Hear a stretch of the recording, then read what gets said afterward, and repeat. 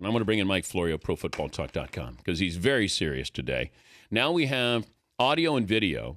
I guess there was, I don't know if it's a documentary, but the person shooting this video, Sean Pamphilon, worked with me at the mothership and gave the tape over to Michael Silver from Yahoo Sports, where you have Greg Williams with the Saints going into the Niners game, where he's talking about taking Alex Smith's head off and then gives the motion of, I'll pay you for that. Let's bring in Mike Florio, the editor of ProFootballTalk.com. What's the most damning part of this video that we are now aware of? Well, I think all of it, every part of it. And I haven't seen video. There's just audio out there. There's a full 12 minutes on Pamphilon's website. And the irony here, Dan, is that Pamphilon was doing a documentary on former Saints defensive back and special teams ace Steve Gleason, who has ALS, possibly inflicted by repeated blows to the head while playing football.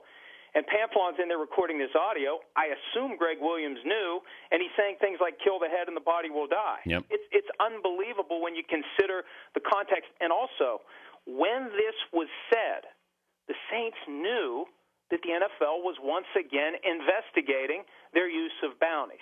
Williams knew, Sean Payton knew, the organization knew, and yet this still happened. That's what makes it just I'd be shocked if Greg Williams ever has any role in the NFL or really coaching anywhere again after this. Yeah, I said the same thing, but does the commissioner have this? Does he have this tape? Does he have this audio? The NFL is not commenting on what they knew and what they had and what evidence they have. They've got the appeal hearings today.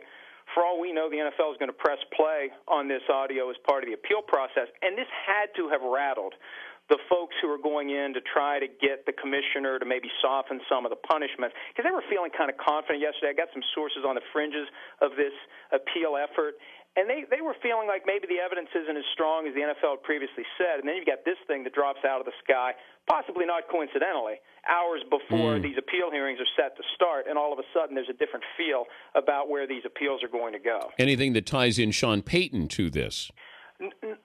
Nothing directly, but you got to consider this. Joe Vitt, the assistant head coach, linebackers coach, presumably in the room for the full defensive meeting the night before that 49ers game. Vitt is the guy. If he sees something troubling, he's got to go to Sean Payton and let him know what's going on. And the NFL actively looking into this at the time this happens. It doesn't make Payton look good. Either he knew what was going on and he looked the other way, or he had no control whatsoever over the entire defensive effort of his football team.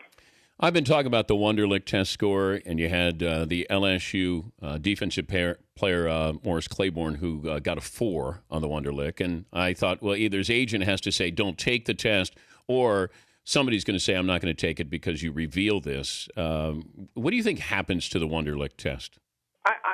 I don't know why the NFL uses it. I talked yesterday to Jeff Foster, the head of the scouting combine, to get more information about why the NFL uses it. One of the reasons he said is to let a player know if he has a learning disability, if he doesn't already know that he has one. But come on. They say that's what he said. Now, in this case, Claiborne apparently knew he had one, and there's an accommodation available, and other players have used it, where you can take the test without a time limit. They'll let you do that if you have a documented learning disability. They talk to your university ahead of time. They work it all out. But somebody's got to stand up and say, whether it's the agent or the player himself, that I need this accommodation because I have a learning disability. So this is all part of a broader picture to get a snapshot of a player's general intelligence. I still don't know what relevance it has to football, but I haven't gotten any indication, Dan, that the NFL is going to quit imposing it. Before I let you go, when do the Colts announce that they truly, deeply love Andrew Luck? I think they just need to sign the guy to a contract. These new deals with the rookie wage scale literally can be done in 5 minutes. So just sign Andrew Luck, end the speculation. I can't imagine. Jim Irsay's done some crazy things. I can't imagine him picking Robert Griffin III after Griffin said he's not going to work out for the Colts.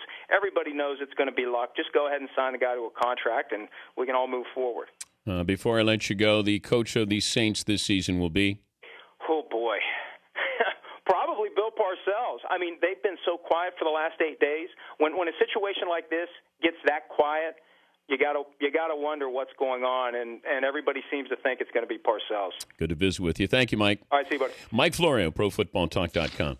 If I know that my client has a learning disability, why am I letting him take the Wonderlic test? a time test with 50 questions. And all the Wonderlic has done, I think, is embarrass people. They should either get rid of it, modify it. You can't keep it quiet because you have to release these scores to the other teams. I would not take it.